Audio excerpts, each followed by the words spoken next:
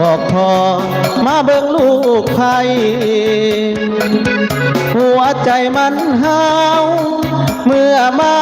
พบสาวรุ่นใหญ่อยากให้เอื้อยนั้นลองเปิดใจเมื่อเป็นไผ่อีแม่น้องบอ